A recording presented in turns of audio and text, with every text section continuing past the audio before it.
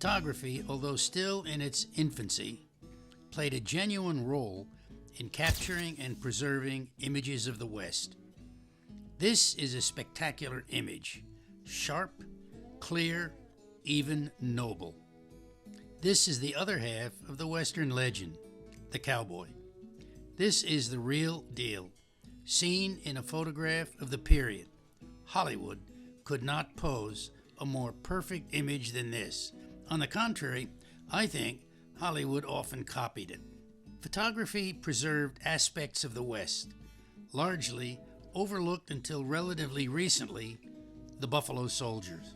The term Buffalo Soldier was given the African Americans serving in the 9th and 10th Cavalry Regiments by the Indians that they fought against from 1866 to 1890. It was a term of respect for the ferocity in which they fought, earning 12 Medals of Honor during the Indian Wars. Photography captured the faces behind the West's endless adventures. Dallas Stoudenmire was the marshal in El Paso and famous for the, quote, 4 dead in 5 seconds gunfight, end quote. In 1881, Marshal Stoudenmire was eating dinner in a restaurant across the street from a saloon when he heard gunshots. He rushed onto the street, shooting as he ran. He killed 3 shooters and 1 innocent bystander. Not bad for shooting on the run. The pioneer photographer of the 1860s and 70s was Timothy O'Sullivan. He joined the earliest geological survey teams post-Civil War. Seen here is Shoshone Falls, Idaho, 1868. This is Cathedral Mesa, Colorado, 1871. The West represented a new start for settlers, and the government wanted this image supported in photography. Thus, the earliest photographers focused on landscape and natural beauty. This is Canyons in Utah in 1872. O'Sullivan's images accomplished the desire to communicate the grandeur of the Western landscape. This is Canyon de Chelly, Arizona, 1873. Photographers, however, soon found the need for drama, action, or, simply put, heroes and villains. Although there were earlier photographers than Edward Sheriff Curtis, none could match his 30-year dedication and 40,000 photographs of Native Americans. His ambitious plan was to produce a 20-volume series entitled North American Indian.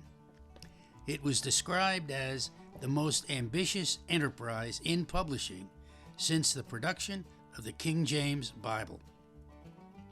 Curtis's goal was to document all of the Indian tribes west of the Mississippi.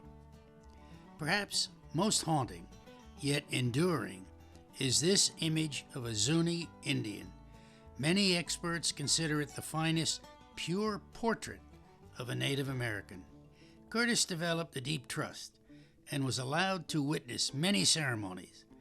These 2 figures are participating in the Cheyenne Sundance. His honesty and commitment earned him the name Shadow Catcher. Much of the earlier public enthusiasm for the initial publications began to soften, decline. Curtis persisted as he witnessed many of the Indians' ways were vanishing. He also wanted to show photos of where and how the different tribes lived. This is the inside lodge of the pagan people, elaborate and heavily decorated. The combination of Curtis's benefactor, J.P. Morgan, dying in 1913 and loss of funds, World War I, and the crash in 1929 made it a struggle to publish the remaining volumes.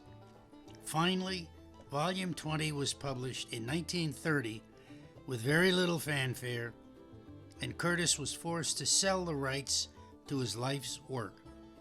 With failing health and no longer in control of the project, Curtis passed away in 1952. The pure quality of his photography is undisputed. as is his vision to capture a disappearing way of life. The mystique of Taos attracted many talented people. Among them was the great photographer of the West, Ansel Adams.